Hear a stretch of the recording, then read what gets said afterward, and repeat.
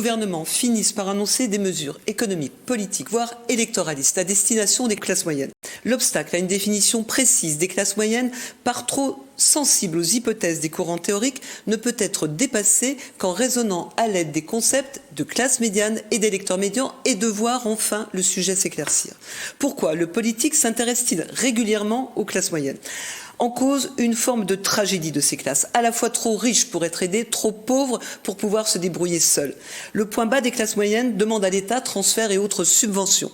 Le point haut, pour sa part, trop riche pour pouvoir en profiter, s'ajoute l'obligation de participer via les prélèvements publics au financement d'aides destinées prioritairement et fort justement à plus démunis.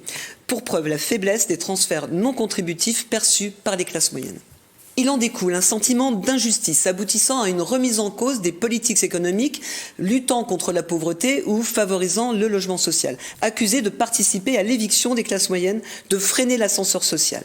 Ont-elles raison de se plaindre, ces classes moyennes que l'on dit en déclin, à la peine? Comme un cercle dont le centre est partout, mais le périmètre nulle part, les classes moyennes se révèlent plurielles. C'est une réalité paradoxale qui parle à tout le monde, mais que d'aucuns ne sauraient définir ni instantanément ni précisément, officiellement. Population située au centre de l'échelle sociale. Ménage dont le niveau de vie est compris entre les 2/3 et le double du niveau de vie médian. On évoque aussi une population située entre les 30% les plus pauvres et les 20% les plus riches. Au centre, c'est 50% dans lesquels on distingue 30% de classe moyenne inférieure et 20% de classe moyenne supérieure.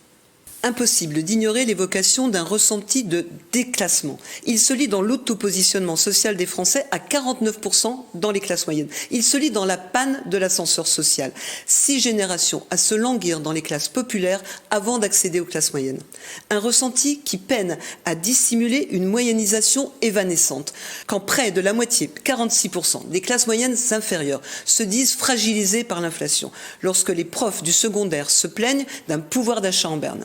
Tandis que le SMIC horaire affiche un gain de pouvoir d'achat de l'ordre de 84% entre 1981 et nos jours selon l'INSEE. Trappe à pauvreté, peur de l'appauvrissement hante les classes moyennes. Majorité souvent silencieuse que le politique cherche à capter derrière les récentes annonces économiques destinées aux classes moyennes, d'éventuels effets d'annonces polito-économiques, une communication sur les baisses d'impôts aussi vite que possible, comme une intention en attente d'une fenêtre météo. Les classes moyennes seraient-elles l'électorat médian cible du politique?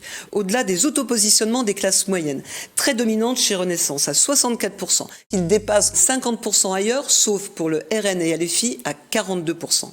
Electionscope a décrypté et amendé la stratégie de ciblage d'un électeur ou groupe médian capable de faire basculer une élection. En croisant dernières intentions de vote révélées par Ellab avril 2023 et derniers résultats de la présidentielle de 2022, les classes moyennes inférieures, ici les professions intermédiaires, pourraient être le médian, générant jusqu'à une perte de 200 000 voix au sortant, sans compter la déperdition en provenance de la clientèle captive, ici les classes moyennes supérieures. Le politique, qui, à l'instar de la plupart de ses prédécesseurs, ne s'adresserait qu'à une frange des classes moyennes, risquerait une sanction électorale, fondée sur les regrets d'une classe qui s'éloigne de plus en plus de cette douce aisance modeste.